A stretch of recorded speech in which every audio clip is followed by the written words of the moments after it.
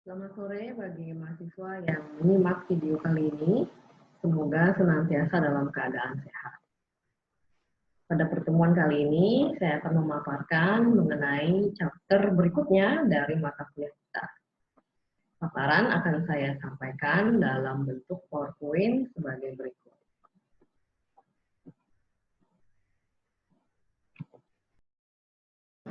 Pada video ini akan dibahas topik mengenai merancang dan mengelola saluran pemasaran terintegrasi.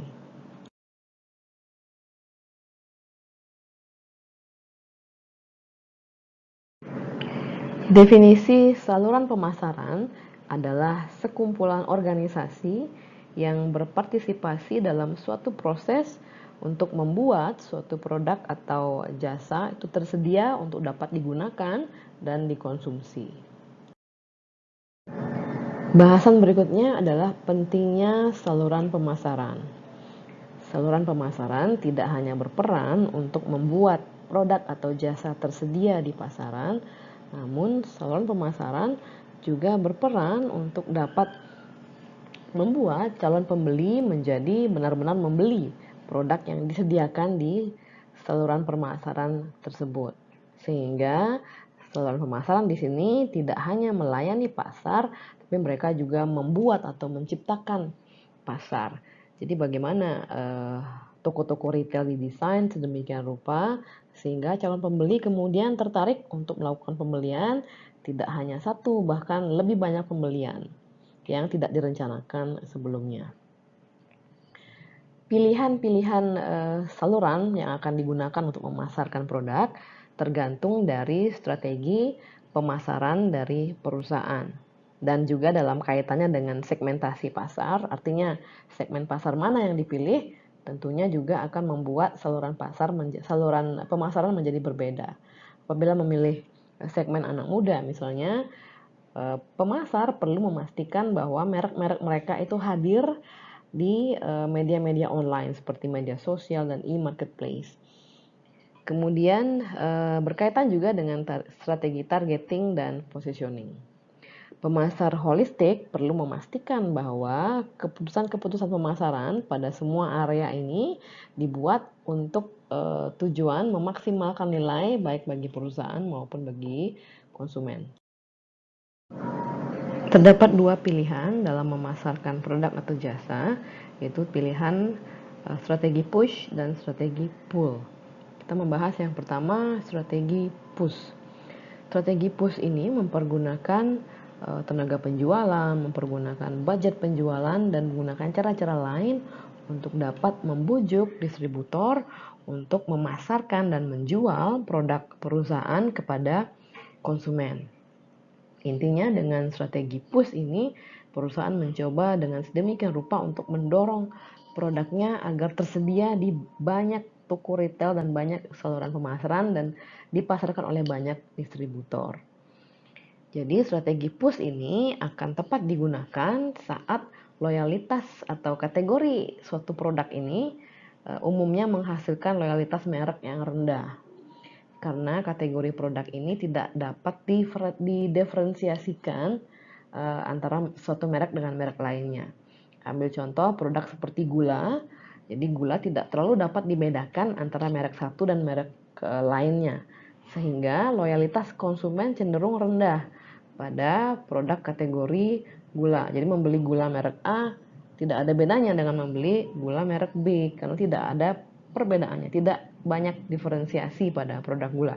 Jadi untuk produk-produk atau kategori produk yang memiliki loyalitas merek yang rendah, strategi push ini cocok digunakan, di mana dengan membuat produk kita tersedia di banyak toko dan banyak distributor, maka kecenderungan produk untuk terjual semakin tinggi.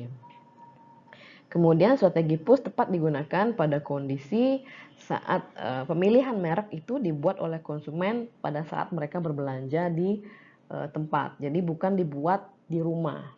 Jadi produk-produk seperti ini contohnya seperti yang saya sampaikan tadi, produk gula, mereka tidak memiliki preferensi merek dari rumah saat ingin membeli gula, hanya ingin membeli gula saja. Jadi pada saat di toko baru mereka akan memilih ada beberapa merek, saya akan ambil merek ini. Jadi seperti itu. Contoh produk lain adalah produk snack misalnya, atau permen. Kemudian kondisi ketiga adalah apabila produk merupakan produk atau item impuls. Artinya pembelian bersifat impulsif, tidak direncanakan dari rumah. Contohnya adalah pembelian permen yang tadi saya sampaikan. Jarang sekali konsumen itu memutuskan untuk membeli permen dan mereka sudah merencanakan dari rumah bahwa saya ingin membeli permen dengan merek A. Biasanya mereka membeli permen adalah karena impulsif, karena melihat permen di dekat kasir, di depan kasir, maka mereka akan membelinya. Dan situasi atau kondisi terakhir di mana strategi push ini tepat digunakan adalah saat manfaat produk ini sudah sangat dengan mudah dipahami. Jadi bukan kategori produk yang kompleks seperti gula, permen, kita sudah mengetahui benefitnya secara mudah. Kemudian strategi berikutnya adalah strategi pull atau strategi tarik. Jadi di sini perusahaan mempergunakan iklan, promosi, dan cara-cara komunikasi lainnya untuk dapat membujuk konsumen untuk mencari produk mereka pada distributor atau toko-toko atau saluran pemasaran lainnya. Sehingga dengan adanya permintaan dari konsumen ini akan mendorong distributor untuk membawa atau menjual produk dari perusahaan. Strategi pull ini akan tepat dilakukan pada saat loyalitas terhadap merek tersebut tinggi dan juga terdapat tingkat keterlibatan yang tinggi dalam pembelian suatu produk. Jadi contoh untuk produk-produk dengan loyalitas tinggi adalah apabila terdapat perbedaan yang cukup jelas antar merek, sehingga konsumen akan memiliki suatu preferensi yang kuat terhadap satu merek. Anggaplah merek smartphone, di mana konsumen dapat memiliki preferensi yang cukup kuat terhadap satu merek. Sehingga saat mereka datang ke toko, mereka akan meminta merek tersebut. Jadi ini bukan pembelian yang bersifat impulsif. Jadi untuk produk-produk kategori seperti ini akan tepat mempergunakan pull strategi. Kemudian kondisi berikutnya adalah saat terdapat tingkat keterlibatan tinggi dalam keputusan pembelian produknya. Artinya adalah konsumen sangat terlibat dalam memutuskan untuk memilih merek yang mana. Seperti contohnya smartphone, mereka akan betul-betul mencari informasi mengenai smartphone yang tepat, kemudian mengevaluasi dari beberapa alternatif smartphone yang pada akhirnya mereka akan sampai pada keputusan merek mana yang akan mereka pilih. Berbeda dengan contoh sebelumnya yaitu katakanlah gula, jadi mereka tidak benar-benar terlibat di dalam pengambilan keputusan. Walaupun mereka mengambil keputusan itu, tapi proses atau tahapan pengambilan keputusan tidak kompleks. Kemudian kondisi berikutnya di mana strategi pull yang tepat digunakan adalah saat konsumen mereka mampu melihat perbedaan yang nyata antar brand. Artinya seperti yang saya sampaikan tadi bahwa terdapat diferensiasi antar merek yang dengan mudah dikenali oleh konsumen. Terdapat perbedaan yang cukup signifikan sehingga konsumen mampu memilih merek mana yang sesuai dengan karakteristik dari diri mereka sendiri, baik secara finansial, secara lifestyle, dan lain-lain. Dan strategi pull ini tepat dilakukan apabila kategori produk adalah produk yang cenderung atau mereknya dipilih oleh konsumen di rumah sebelum mereka pergi ke toko. Artinya konsumen sudah menentukan brand apa yang akan mereka cari sebelum mereka ke toko. Ya, contoh yang pas adalah smartphone atau pembelian motor, mobil. Ini produk-produk yang umumnya dibanderol dengan harga yang cukup tinggi, umumnya mempergunakan strategi pull. Saat ini banyak perusahaan umumnya mempergunakan hybrid channel.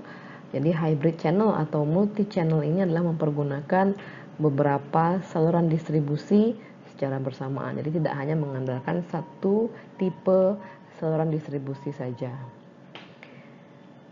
Contohnya adalah HP atau Hewlett Packard yang mempergunakan tenaga penjualan atau sales force untuk menjual produknya ke pembeli-pembeli potensial yang potensial membeli dalam skala besar.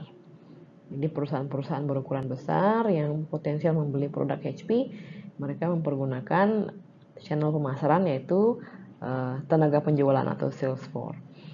Kemudian HP untuk pembeli-pembeli yang potensial membeli dalam jumlah yang medium, mereka mempergunakan saluran pemasaran yaitu telemarketing.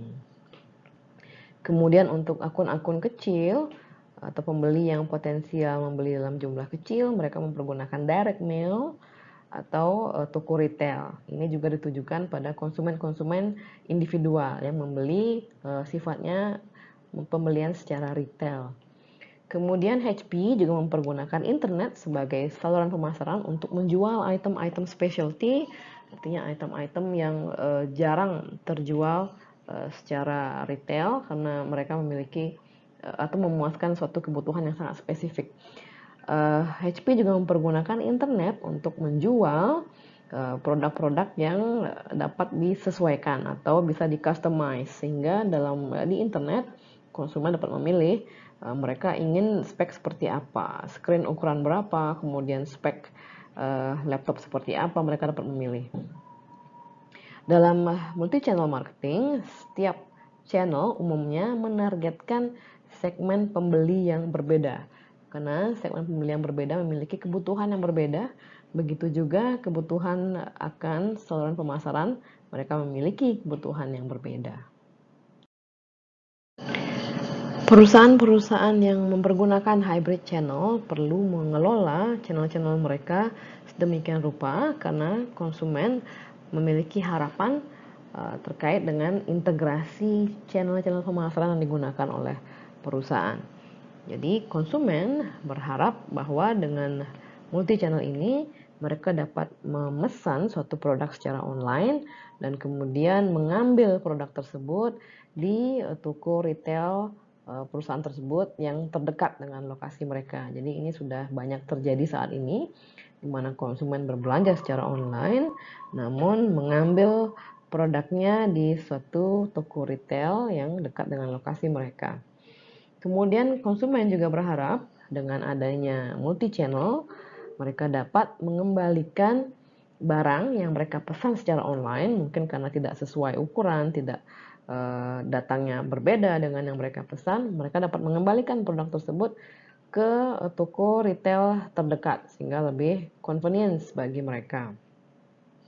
Kemudian konsumen juga berharap mereka dapat menerima diskon dan tawaran-tawaran promosional lainnya berdasarkan atas total pembelian mereka secara online dan secara offline. Jadi di sini perlu perusahaan untuk mengelola channel-channel mereka sedemikian rupa sehingga transaksi konsumen di channel online dan offline ini dapat tersimpan dengan baik di database. Sehingga ini menjadi dasar bagi perusahaan untuk mengirimkan tawaran-tawaran promosional kepada konsumen. Bahasan berikutnya adalah peran saluran pemasaran atau distributor. Yang pertama adalah mengumpulkan informasi mengenai konsumen saat ini atau konsumen potensial, mengenai apa yang mereka inginkan dan apa yang mereka butuhkan dari suatu produk. Kemudian mengumpulkan informasi terkait kompetitor, yaitu harga yang ditawarkan oleh kompetitor dan juga rangkaian produk yang ditawarkan oleh kompetitor. Dan juga mengumpulkan informasi mengenai faktor-faktor dan hal lain di lingkungan pemasaran yang perlu diketahui oleh perusahaan. Peran yang kedua adalah mengembangkan dan menyebarkan komunikasi persuasif untuk mendorong penjualan atau pembelian oleh konsumen. Peran yang ketiga adalah menegosiasikan harga dan mencapai satu kesepakatan dengan pembeli sehingga dapat terjadi pertukaran produk atau jasa. Yang keempat adalah memesan produk kepada perusahaan apabila produk sudah kosong ataupun sedang high demand. Kemudian peran berikutnya adalah untuk menyediakan dana atau menyediakan pendanaan untuk dapat membayar atau membiayai biaya penyimpanan atau biaya inventory. Kemudian berikutnya adalah menanggung resiko yang terkait dengan pekerjaan-pekerjaan sebagai distributor atau saluran pemasaran. Risiko-risiko bisa jadi produk tidak terjual, atau terjadi pencurian, atau kerusakan produk saat disimpan, dan sebagainya. Jadi, saluran pemasaran lah yang menanggung resiko tersebut. Kemudian peran berikutnya adalah untuk menyimpan produk dengan baik dan juga memastikan pergerakan produk yang baik dari tempat penyimpanan sampai ke tangan konsumen. Kemudian peran berikutnya adalah menyediakan berbagai metode pembayaran bagi konsumen sehingga transaksi dapat terselesaikan dengan baik. Bahasan berikutnya adalah level channel. Seperti digambarkan dalam gambar, yaitu terdapat beberapa level saluran dari level 0 sampai dengan level 3. Semakin tinggi level, semakin banyak pihak atau distributor yang terlibat dalam penyampaian produk atau layanan sampai ke tangan konsumen. Channel level 0 juga disebut dengan saluran pemasaran langsung, di mana perusahaan menjual produk secara langsung ke konsumen final. Contohnya adalah penjualan door-to-door, melalui email, telemarketing, melalui televisi, dan juga melalui internet, dan melalui toko yang dimiliki oleh perusahaan langsung, bukan dimiliki oleh distributor. Terkait dengan channel atau saluran distribusi yang digunakan oleh sektor jasa, karena internet dan teknologi lainnya itu sangat berkembang, industri jasa seperti perbankan, asuransi, travel, dan juga saham, mereka mengoperasikan aktivitas jual beli layanan mereka melalui channel-channel baru tersebut. Contohnya adalah Kodak menawarkan pelanggannya 4 cara untuk dapat mencetak foto digital mereka. Yang pertama adalah melalui mini labs di outlet retail yang mereka miliki, atau mempergunakan home printers. Dapat juga layanan online yaitu di OVoto website atau self service di kios yang mereka miliki. Begitu juga perbankan. Saat ini nasabah dilayani melalui cabang-cabang bank secara langsung atau melalui ATM, dan bisa juga melalui layanan online yaitu m-banking atau internet banking. Poin bahasan berikutnya adalah keputusan rancangan saluran. Untuk merancang sistem saluran pemasaran, pemasar perlu menganalisis apa yang menjadi kebutuhan dan keinginan dari konsumen. Kemudian menetapkan tujuan dari saluran pemasaran, kemudian mengidentifikasi dan mengevaluasi berbagai alternatif pilihan saluran. Yang pertama adalah menganalisis apa yang menjadi kebutuhan dan keinginan konsumen. Seperti halnya produk, segmentasi dalam hal saluran pemasaran juga terjadi, dan pemasar harus memahami bahwa tipe konsumen yang berbeda memiliki kebutuhan yang berbeda selama proses mereka mengambil keputusan pembelian. Bahkan untuk konsumen yang sama, mereka dapat memilih channel yang berbeda untuk fungsi-fungsi yang berbeda dalam setiap tahapan dalam pengambilan keputusan pembelian.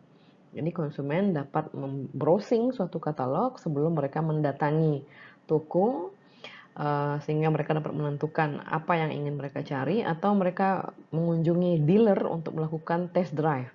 Namun kemudian pembelian akan dilakukan secara online. Jadi masing-masing saluran memiliki peran yang berbeda di setiap tahapan pengambilan keputusan pembelian. Berikutnya, mengidentifikasi alternatif saluran. Masing-masing saluran, dari tenaga penjualan hingga agen atau distributor, dealer, direct mail, telemarketing, dan internet, mereka masing-masing memiliki kekuatan masing-masing dan juga kelemahan masing-masing. Tenaga penjualan memiliki kelebihan, yaitu mereka dapat menghandle produk-produk yang kompleks dan juga transaksi-transaksi yang kompleks. Namun tenaga penjualan merupakan saluran pemasaran yang cukup mahal. Internet di sisi lain tidak terlalu mahal dalam penggunaannya, namun mereka tidak seefektif tenaga penjualan dalam menjual produk-produk yang kompleks.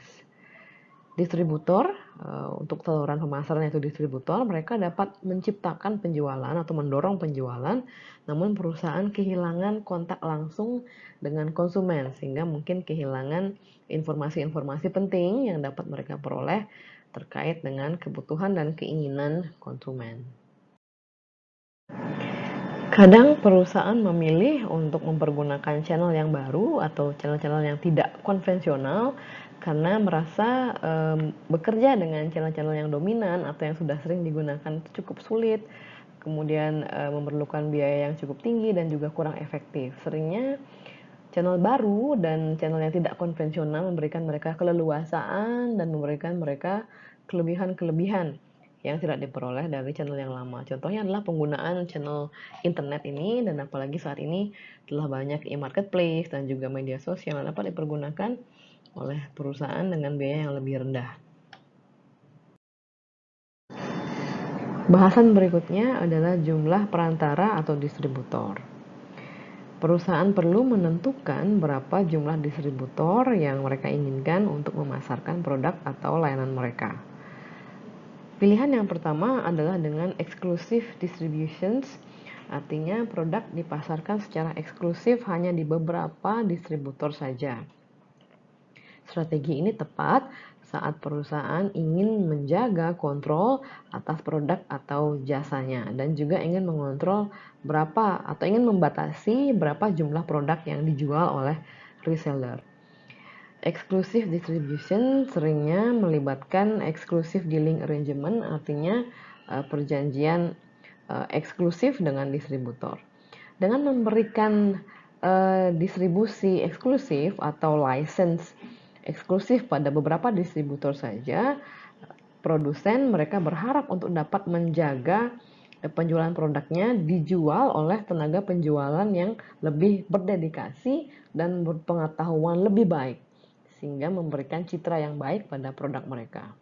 Contohnya adalah Gucci, mereka menemukan image mereka sedikit ternoda karena over exposure dari produk mereka di berbagai macam toko, yaitu toko-toko termasuk juga toko diskon.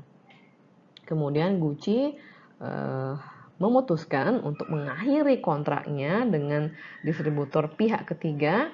Kemudian Gucci memutuskan untuk mengontrol distribusi produknya sendiri dan mereka membuka toko mereka sendiri, sehingga penjualan itu eksklusif di beberapa toko saja yang dimiliki oleh Gucci. Jadi ini bertujuan untuk mengembalikan reputasi mereka, sehingga brand Gucci ini lebih memiliki suatu eksklusivitas untuk menjaga image mereka yang termasuk salah satu dari brand luxury. Pilihan berikutnya terkait dengan jumlah distributor adalah selective distributions. Dalam selective distributions, perusahaan memasarkan produk mereka di outlet-outlet yang mereka miliki sendiri dan juga memasarkan di beberapa outlet atau distributor pihak ketiga, namun dengan jumlah yang terbatas. Jadi dengan strategi ini perusahaan dapat memperoleh coverage pasar yang lebih luas dibandingkan dengan strategi exclusive distributions, tapi tetap memiliki kontrol yang cukup baik dan biaya yang lebih rendah dibandingkan dengan exclusive distributions. Contoh perusahaan yang melakukan ini adalah Steel, yaitu perusahaan yang memproduksi alat-alat pemotong, contohnya pemotong rumput dan juga gergaji listrik, seperti itu. Kemudian pilihan yang ketiga adalah intensive distributions. Jadi dalam intensive distributions, perusahaan mereka menempatkan produk-produk mereka di sebanyak outlet yang bisa mereka jangkau. Strategi ini akan sangat sesuai untuk produk-produk seperti snack atau camilan, kemudian soft drink, permen, dan lain sebagainya yang termasuk produk-produk impuls yang dibeli secara cukup sering oleh konsumen dan di beberapa lokasi.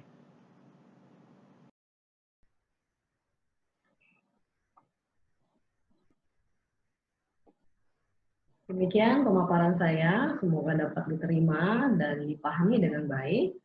Sampai jumpa kembali di video berikutnya. Terima kasih atas atensinya. Selamat sore.